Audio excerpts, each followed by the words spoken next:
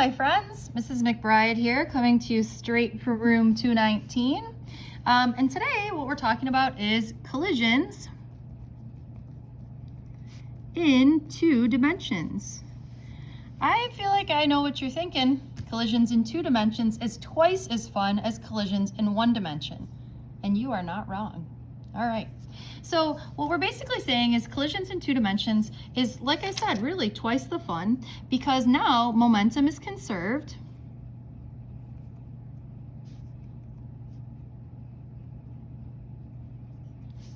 In both the X and Y direction.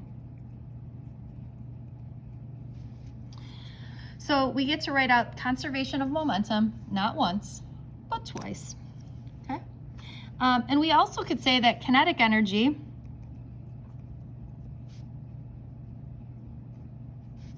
is conserved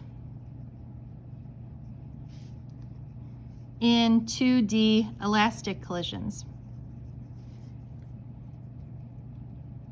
Now, energy is a scalar, so we don't have to worry about dividing it up into its X and Y direction, so kinetic energy is always conserved.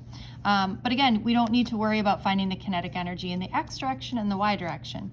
Whereas momentum is a vector, so we're going to have to look at momentum in both the X direction and the Y direction. Before you do a lab on this today, which you're going to practice, what I want to talk about is a quick example. So I've got 2 different colors here. If you don't have 2 different colors, I feel like it might help you, especially if you're a color kind of person. So if you don't have 2 colors, pause the video and come back with 2 colors. All right, what we have here is we've got 2 billiard balls. All right, so we've got an orange billiard ball and we've got a blue billiard ball.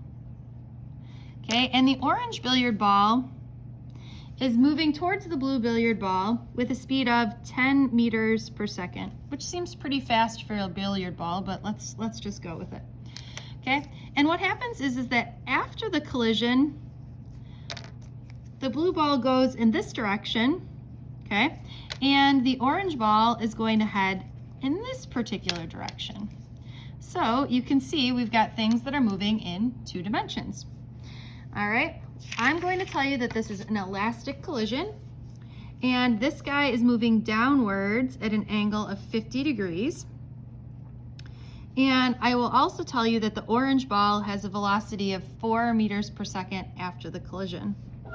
Okay, so my question to you is, what is the velocity of the blue ball after the collision? All right, so here we go. So first thing I will tell you is that these 2 balls have an identical mass, and that the mass of each one of these is 0.2 kilograms. So even though they're different colors, they have the same mass. So what I would like to do is start by conserving momentum in both directions. So I'm going to write out, since this is an elastic collision, I'm going to write out m1v1 naught plus m2v2 naught equals m1v1f plus m2v2f. And like I said, twice the fun, so here we go.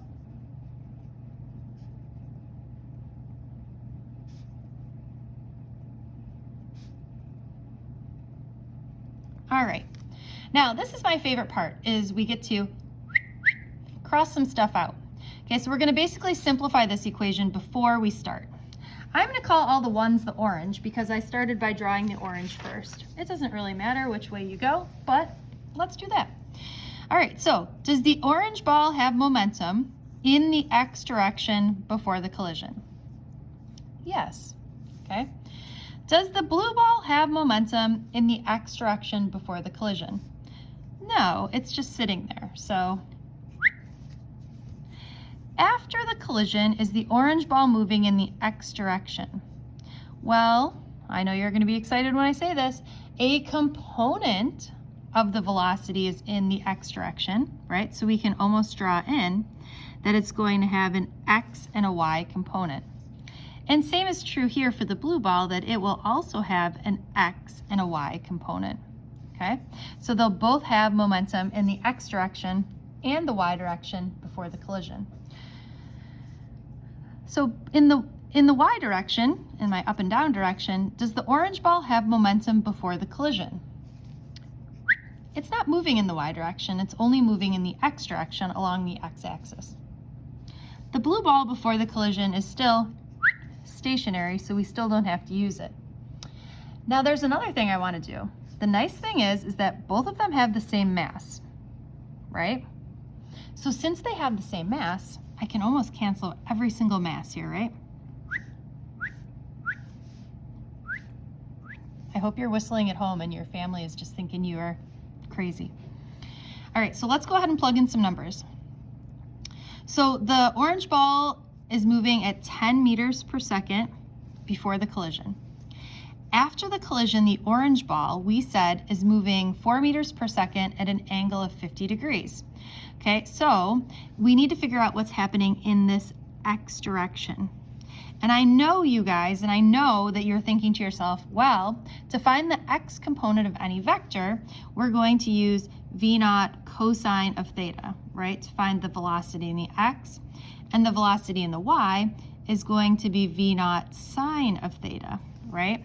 So this velocity here, I'm going to say is 4 cosine of 50. And we don't know what's happening in this direction, but we know it's going to have some velocity in the x. All right, that worked out nicely. Over here, this whole side is 0. And again, same sort of thing here. This guy is going to have a y component. We know that the y angle, the y component is going to be v naught sine of theta. So I've got 4 sine of 50. And I'm going to do one more thing here, because you see how this guy is pointing down and this one is pointing up. Since it's moving in the negative direction, I'm going to make that negative. And then I want to find the velocity in the y direction also. Okay, so remember, what we're really looking for is what is the velocity. So now we've got, we have a way to find the velocity in the x direction and then the y direction. And then, I hope you see where we're headed here, we can put those two together and find its resultant velocity.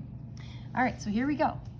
So if I subtract 4 cosine of 50 to the other side, I will get the velocity in the x direction. So let's go ahead and do that.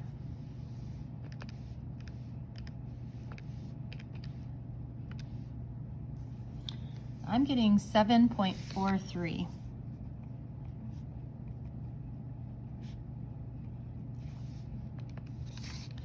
And over here, I'm going to add this to the other side first.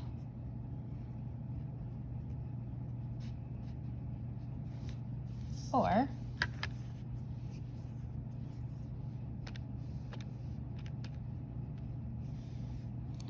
I get that the velocity in the y direction is 3.06. Okay, this is good news. So now we know we've got some x velocity of 7.43, and we've got some y velocity of 3.06. What I really want is this here. So how do I solve for that? Hopefully you're saying, let's Pythagorean theorem, and we need to find the angle of that, and we're going to use the inverse tangent. So go ahead and let's do that now.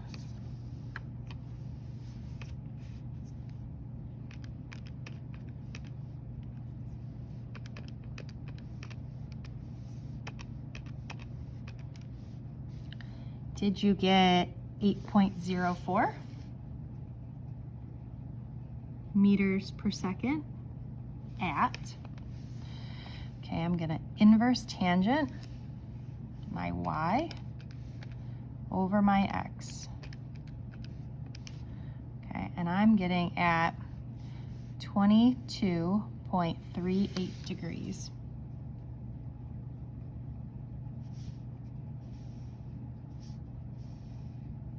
All right, so the key here again is just to say that momentum is conserved, or that the momentum in the x direction the momentum in the x direction before the collision equals the momentum in the x direction after the collision, and the momentum in the y direction before the collision equals the momentum in the y direction after the collision. Okay? Now, here we left this in terms of magnitude and direction. We could have also written this a different way, and this will be helpful for when you go to do the lab, is that another way of writing this would be to write this in IJK notation. So we could also say, do you remember which letter goes with the x direction? Hopefully you were all saying I, which means that this could be written as 3.06 J. All right, so that would just be another way of writing this, which basically means that we've got something moving in two different directions. All right, hope you enjoyed a little collisions in two dimensions. Have a wonderful day. Good luck with the lab. Get lots of homework done, and I look forward to seeing you tomorrow. Bye, friends.